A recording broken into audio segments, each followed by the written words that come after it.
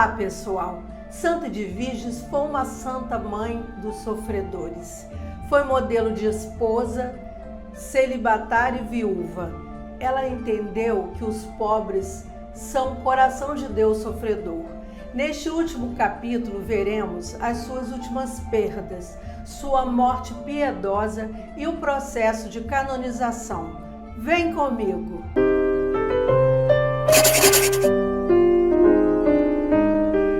Os últimos tempos de Santa Edviges com seu marido e filho foram tumultuados. Seu marido Henrique I se viu traiçoeiramente aprisionado por guerreiros de seu inimigo Conrado de Mazovsky numa igreja. O filho, o jovem Henrique II, o piedoso, imediatamente convocou suas tropas para avançar sobre o agressor, mas encontrava-se numa posição muito delicada, uma vez que seu próprio pai estava como refém em poder do adversário. Quando Santa Edviges recebeu a notícia de que o marido caíra prisioneiro de Conrado, pôs em Deus sua confiança e comentou com suavidade aos seus serviçais: espero que Deus logo o restitua com saúde. Com ânimo varonil, resolveu intervir pessoalmente para evitar uma luta de resultados incertos e apresentou-se sozinha diante do valentão Conrado. Tal era a força moral de Edviges e sua fama de santidade que, a vendo, Conrado ficou profundamente perturbado, pôs-se a tremer receoso de enfrentar aquela mulher que, em nome de Deus, vinha com bons modos pedir a liberação de seu marido. Para surpresa geral, especialmente dos seus próprios guerreiros, libertou imediatamente Henrique sem pedir nenhum resgate e com ele restabeleceu a boa paz. Em 1238, Henrique I, seu marido, morreu. Foi também um rude golpe para Edviges, porque ela amava sinceramente seu esposo. O sepultou no mosteiro de Tzebnica, que ambos haviam fundado, e se empenhou em sufragar orações e sacrifícios para aquela alma que ela tanto amara. As monjas inconformadas choravam a morte do seu benfeitor. Edviges as consolou dizendo: queres se opor à vontade de Deus? Nossas vidas pertencem a Ele. Devemos querer tudo quanto agrade ao Senhor, ainda que seja a nossa morte e de nossos entes mais queridos. Após a morte do marido, Edviges se viu em meio a sucessivas invasões e guerras que tornavam a vida do povo um inferno constante. Viúva, retirou-se para o mosteiro de Tzebnica, onde sua filha Gertrudes era superiora. Ela poderia fazer a profissão religiosa e professar os votos de pobreza, mas se fizesse o voto de pobreza, extinguiria a possibilidade de ajudar os pobres com os bens que tinha. Nunca teve apego a eles, mas deles não queria abrir mão porque eles eram necessários para poder exercer a caridade cristã em medida proporcionada com a grandeza de sua nobre alma. Então, manteve-se pobre de espírito, vivia na pobreza evangélica, mesmo continuando a possuir grande fortuna.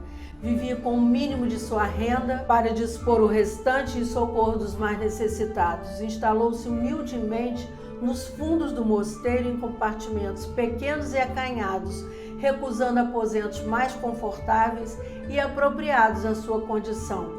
Seguia com rigor todas as regras monásticas, como se fosse uma religiosa. Usava inclusive as vestes iguais das religiosas. Tinha na cabeça, ao morrer, a única peça de vestuário a qual parecia particularmente afeiçoada: o véu que pertenceu à sua sobrinha Santa Isabel da Hungria. Mas, sem dúvida, o mais dramático episódio da vida de Santa Edviges foi a morte de seu filho Henrique II, o Piedoso, depois de um reinado de apenas 3 anos. O valoroso príncipe reuniu um exército de 20.000 homens para enfrentar a poderosa ofensiva dos bárbaros mongóis, que já haviam tomado Kiev, a capital da Ucrânia, muito próxima, e começavam a invadir a Polônia. Já anos antes, graças a seu dom de profecia, Edviges já havia previsto a morte de seu filho nesta guerra, mas com coragem ela não fez nada para que ele não fosse combater. era dever de Henrique lutar à frente do seu povo contra os inimigos da fé e da pátria, e jamais ela o afastaria do cumprimento do dever. Edviges somente pediu ao filho que, antes de entrar em batalha, esperasse os reforços que deviam chegar de Wrocław, mas Henrique disse que não iria atender ao seu pedido porque não podia perder tempo e devia lutar e arriscar sua vida pela fé católica.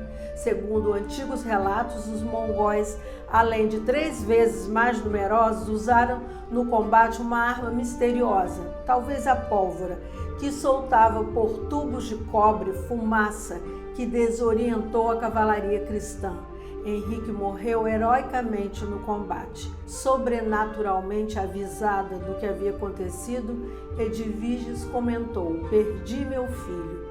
Ele partiu de mim como um pássaro voando e nunca mais o verei novamente nesta vida." O golpe foi muito duro para seu coração materno, mas em nenhum momento ela deixou de se conformar inteiramente à vontade de Deus, mas agradeceu a Deus que lhe enviara aquela terrível provação. Edviges foi pessoalmente ao campo de batalha procurar o corpo do filho para lhe dar, assim como a seus companheiros de luta, uma sepultura cristã. Os bárbaros, surpreendentemente, não aproveitaram aquela vitória para prosseguir a invasão, mas recuaram, o que permitiu à sofrida nação restabelecer-se de suas feridas. Edviges adoeceu várias vezes e uma delas ficou realmente muito debilitada. Entrou nos últimos momentos de sua vida num misto de alegria e aflição. Sua respiração se tornou mais ofegante, apertava em seu peito com suas últimas forças a imagem da Virgem Maria, sua adorável companheira. Segurava a pequena imagem na mão esquerda com tanta força que não foi possível soltá-la e a sepultaram com ela. Foi assim que deu o último suspiro. Entrou na eternidade serena, deixou esse mundo e entrou para o reino dos céus. Anos depois, quando abriram o túmulo, encontraram intactos os 3 dedos que ainda seguravam a imagem. Esses 3 dedos, milagrosamente preservados da corrupção, foram colocados no relicário precioso que ainda hoje se conserva. Edviges partiu para a casa do pai no dia 15 de outubro de 1243. Foi canonizado em 26 de março de 1267 pelo Papa Clemente IV.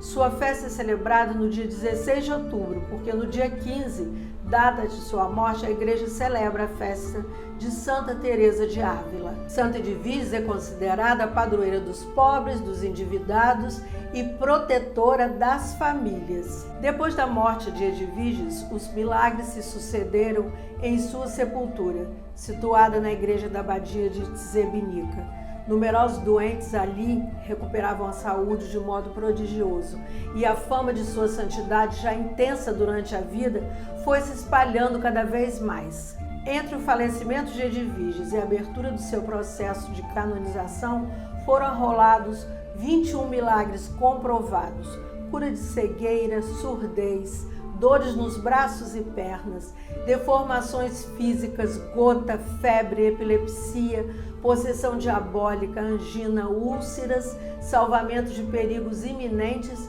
e ressurreição de mortos.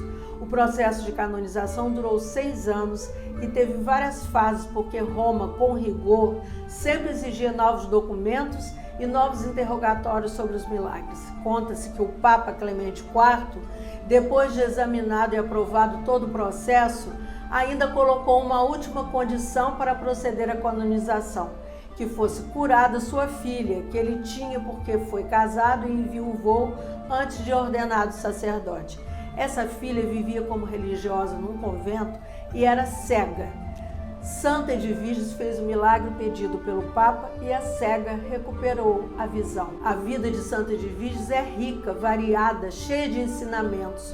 Muitos aspectos interessantes e sugestivos podem ser considerados na sua personalidade. Mas se quisermos resumir numa única frase o que foi Santa Edviges nessa terra, aquilo que a torna tão admirável aos nossos olhos, diremos que ela realizou de modo pleno o sublime ideal de princesa soberana católica. Santo de Virgens, vós que fosse na terra o amparo dos pobres, a ajuda dos desvalidos e o socorro dos endividados, e no céu agora desfrutas do eterno prêmio da caridade que em vida praticastes, suplicante vos peço que sejais a minha advogada e alcançai-me a suprema graça da salvação eterna. Amém. Até a próxima.